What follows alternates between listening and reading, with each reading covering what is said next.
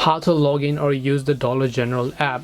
Hi everyone, welcome back to our channel. In today's video I'll guide you on how you can log in as well as also use the Dollar General app, so make sure to watch the video till the end. If you'd like to log into the Dollar General app, it's actually quite simple to do so.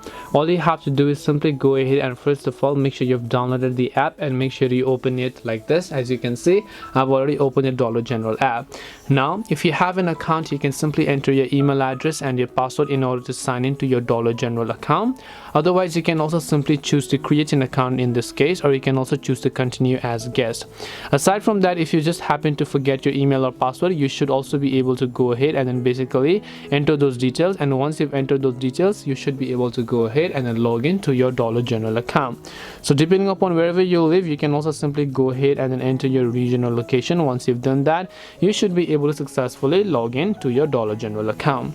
This way you'll be able to go ahead and then basically log into your Dollar General account. Hope this video was very helpful. If you have got any questions, feel free to leave them down. Thank you for watching and see you soon in our next video.